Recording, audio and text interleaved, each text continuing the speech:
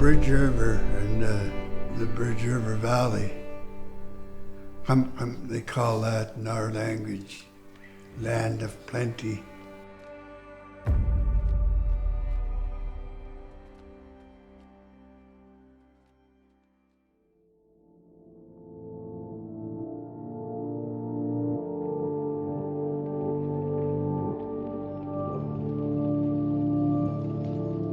My grandfather and my dad said, watch, learn, remember, you know. The old timers would say, okay, we'll go up to Darcy, that's almost dry enough to burn. And then the old timers would get prepared and put the fire guard around, like the houses and stuff. And then they'd burn up to the snow line. The snow line would be their fire guard, eh? So, and the brush in them days never got as thick as it did now, especially in the gullies like the Maple and all those. Like some of those gullies now is high as this building, you know, that's going to be 2,000-3,000 degrees heat. You burn that. It's because in them days it didn't grow that thick, you know, because every 10 or 15 years they say, okay, it's starting to overgrow, and then they'd burn it again.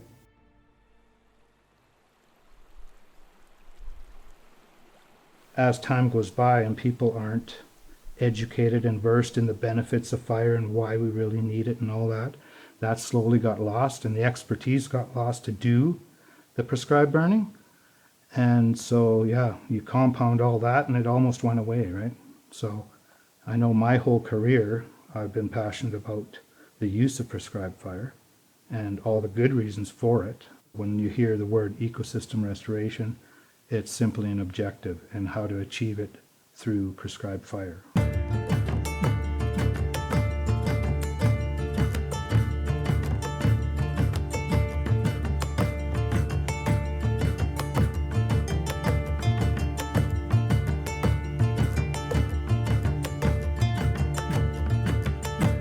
See all that invasive weeds, all that knapweed and dodderweed and by the roadsides, and they're just clumps of almost like tissue paper just waiting for a match.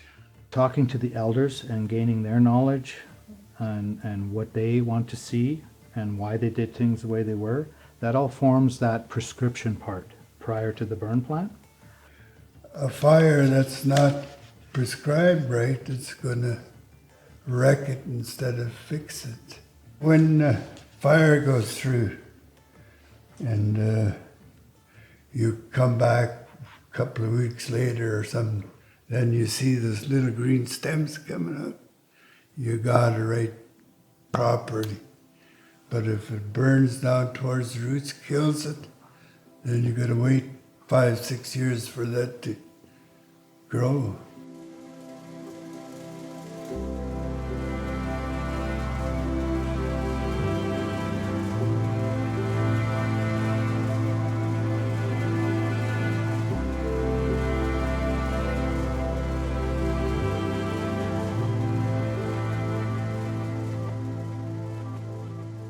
Where the deer come down and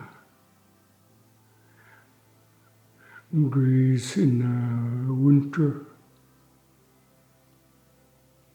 And they weren't getting much food. So Pop Ullman must have got them to go and start a fire below and burnt the hillside. You can still see where that fire went, just up so far. And next spring that grass grew high, nice and green. So the deer had food through the winter because the grass grew over the snow. And that's what the deer ate in the winter. And that was a good burn.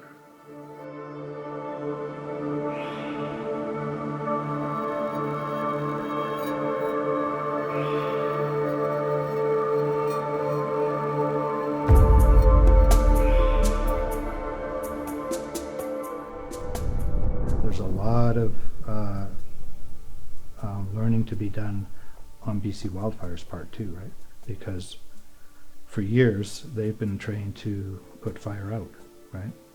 They haven't been taught how to apply fire to meet objectives. We're trying to prevent wildfire from coming into our reserve as well as protecting the surrounding area. So if a fire does come through here, it's going to stop at a certain point and just hit the ground level and put itself out at the bottom. It's actually an honor to be working on my own reserve, to come back home and do the work around here, letting the elders look upon us and then being role models for the kids as well.